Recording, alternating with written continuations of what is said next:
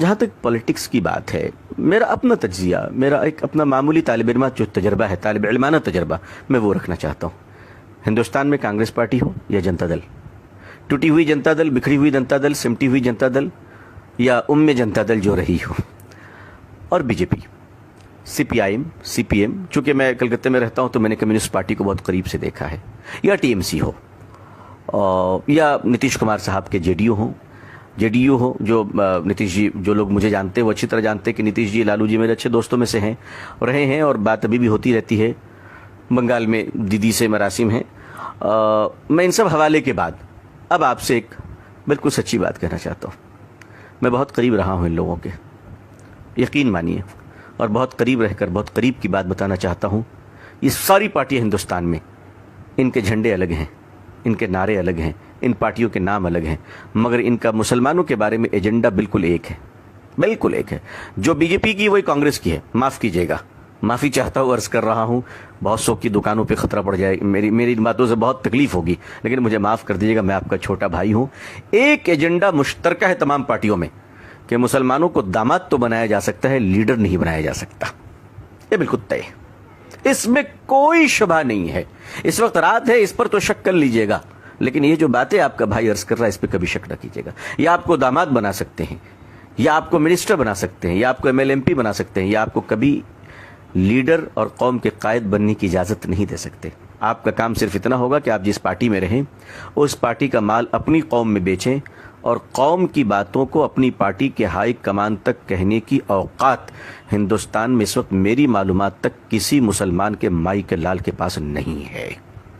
یہ بالکل ذمہ داری کے ساتھ عرض کر رہا ہوں۔ دوسرا کام مسلم لیڈروں کا یہ ہوتا ہے کہ سال میں افطار پارٹی کے نام پر جو بھوکے پیاسے روزے دار رہیں، وہ آنے والے جو رکابی پکڑے ہوئے فقیروں کی طرح لائن میں کھڑے ہوتے ہیں، جو باپ کے جنازے میں ٹوپی نہیں پہنتے، افطار میں ٹوپی پہن لیا کرتے ہیں، ایسے مکار روزے داروں کے لیے جو افطار کے بعد مغرب کی نماز کے لیے نہیں دوڑتے، لیڈر کے پیچھے پیچھے دوڑتے، ایسوں کی میزبانی مسلمان کریں۔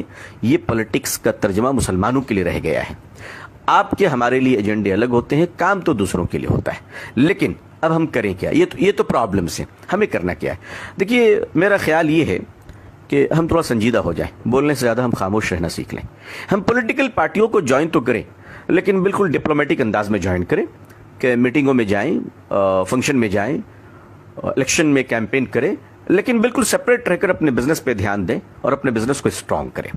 ہم لوگ کیا کرتے ہیں کہ مسلمانوں کی ایک بڑی اچھی عادت یہ ہے کہ مسلمان ایک وفادار قوم ہے، اس میں کوئی شبہ نہیں، لیکن اس وفاداری کا غلط فائدہ یہ اٹھتا ہے کہ وہ جب پارٹی میں جاتے ہیں تو وہ یہ سمجھتے ہیں کہ ان کی نافرمانی گویا کہ نعوذ باللہ خدا کی نافرمانی ہے، اور وہ اس قدر وفادار بن جاتے ہیں کہ اس پارٹی کی وفاداری کے چکر میں، معاف کیجیے گا، وہ اپنے رب کے باغی بن جاتے ہیں، وہ اللہ اور اللہ کے نبی صلی اللہ علیہ وسلم کی اطاعت سے کبھی کبھی بہت دور چلے جاتے ہیں۔